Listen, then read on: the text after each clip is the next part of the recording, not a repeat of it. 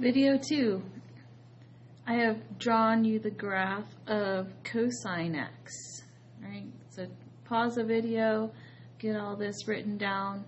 That way we can go through it in our 15-minute allotment. This is actually take 2 because my first video was too long. Alright, so if you notice, cosine is not 1-to-1. Right? It would not pass the horizontal line test. Now, so we need to restrict it. But cosine can't be restricted to negative pi over 2 to pi over 2 like sine. Right? From negative pi over 2 to pi over 2, cosine is still not 1-to-1. So we have to pick different boundaries for cosine. So typically we restrict cosine. We start at 0 and we go to pi. Right? So if we take just this little section of cosine, then it is 1-to-1. We get the full range, right? But we restricted the domain from 0 to pi, right? So restricted cosine is from 0 to pi. And the range on that restricted domain is still negative 1-to-1. So the domain and range of cosine inverse is going to be swapped. The domain is negative 1-to-1, and the range is 0 to pi. So what I'd like you to realize is that these are two different quadrants, right? From 0 to pi over 2, this correlates to quadrant 1, right? And I've drawn quadrant 1 here, okay?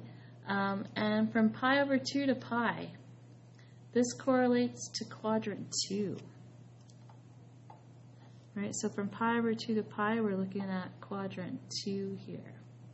Right, so cosine is restricted to quadrant 1 and quadrant 2 angles only. Sine was 1 and 4. Right, so I've put some values here and kind of did their cosine inverse on the other side. Right, so cosine of pi over 6, if we look at the x coordinate, is rad 3 over 2. Cosine of pi over 4 is 1 over rad 2. Cosine of pi over 3 is 1/2. Right? I went ahead and did 0, and we would get 1 here. Okay, the x value would be 1 up at the top. 2 pi over 3, the cosine is negative 1/2.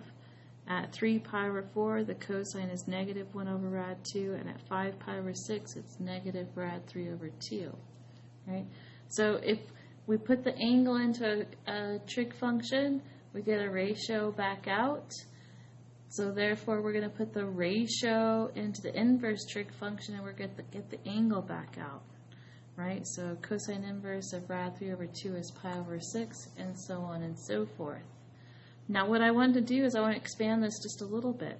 I want you to notice that on these three, when the ratio is positive, we're getting an angle out of quadrant 1. Okay. When our ratios are positive values, our angle's in quadrant 1. So that's what I wrote here. When the ratio is greater than 0, the angle's in quadrant 1. Vice versa, these ratios are negative. Right? Negative 1/2, negative rad 2, 1 over rad 2, negative rad 3 over 2. So when the ratio is negative, or when the ratio is less than 0, our answers should be in quadrant 2. So our angles are in quadrant 2. So quadrant 1 if the ratio is positive, quadrant 2 if the ratio is negative. So go ahead and go back to your first page from video 1 and make that little notation. Right? When the ratio was positive, the angle was in quadrant 1, and for the sine function, when the ratio was negative, our angle was quadrant 4 because that's where it's restricted to. So this is going to become very important, especially when we do section 7.2. Right? So I'm going to draw the graph of cosine for you the same way. Okay? So here's 3 points on the cosine graph. 0, 1, let me scoot it down. 0, 1, pi over 2, 0, and pi negative 1. So on the inverse, we just swap those. Okay, 1, 0, 0 pi over 2, negative 1 pi. So when I go to graph cosine inverse, I'm going to put these points on there. So Here's my cosine inverse. I've kind of already started it, right? The x-axis is labeled with zeros, ones, and negative ones. And the y-axis is labeled 0, pi over 2, and pi. So notice we're not even going below the x-axis. The whole entire cosine inverse graph is going to be above the x-axis. So if I plot these points, 1, 0 is here, 0, pi over 2 is here, and negative 1, pi is here. So it's getting plotted in the backwards fashion. But if I were to graph cosine inverse, it would look something like this. Okay? Again, it's a finite graph, right? It has a beginning and it has an end, right? And it's because we had to restrict the domain, right? So we're just looking at a small portion of cosine. So the inverse is only restricted, or is only defined for that small portion of the cosine. All right, so I went ahead and I've done tangent as well. Right, here's a tangent function. Go ahead and pause the video and copy this graph down so that we can talk about it. Right, tangent is naturally divided into one-to-one segments. Right, across the whole entire number line, no, it would not pass the horizontal line test. But it is naturally divided. In between every single asymptote, this function is one-to-one. So we're going to pick the middle part here. Okay? This is where we're going to restrict tangent. And on this restricted tangent, that's when we can talk about tan inverse. Right? So the restricted tangent function is, we're going to restrict it from negative pi over 2 to pi over 2. Now because these n values are asymptotes, I'm not going to include them with brackets. I'm going to put parentheses there, right?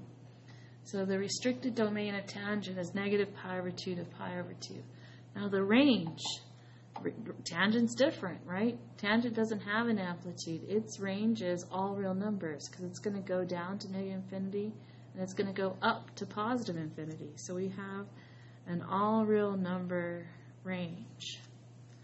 So when we talk about the domain of tan inverse, all right, we have a domain, negative infinity to infinity, and we have a range, negative pi over 2 to pi over 2. Right? Now, which quadrants are these?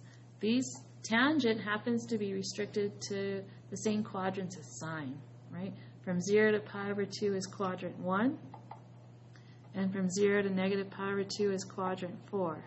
So sine and tangent are restricted to the same two quadrants. Right? Cosine is the only one that's different. And I kind of opted not to do the tangent values. I think you get that relationship, right? But what I would like to do is I'd like to pull 3 points off this graph so I can show you the graph of tan inverse. Right? So bear with me.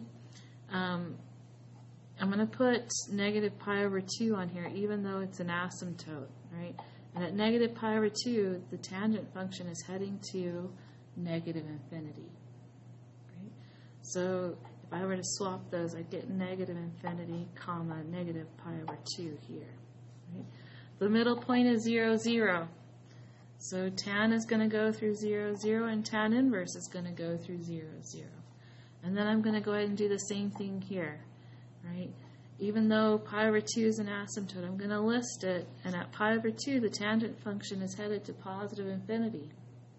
Right? So when I swap those points, I'm going to get a positive infinity pi over 2. Right? So I'm going to plot these. Right? It's going to look a little different. Right? So here's my tan inverse. I'm getting ready to plot it. The x values, I just need negative infinity, 0, and infinity. So I have a negative infinity over here, the 0 is here, and the positive infinity is here. Right? My y-axis needs to go from negative pi over 2 to pi over 2. So negative pi over 2, 0, pi over 2. Right? Now what I'd like you to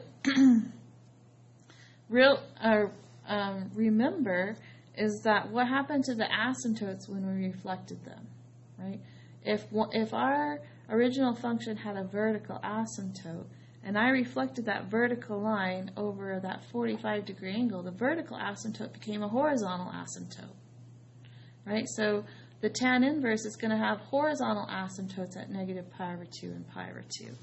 So tan inverse is going to have two different asymptotes, one at positive pi over 2 and one at negative pi over 2, right? Because vertical asymptotes become horizontal when reflected.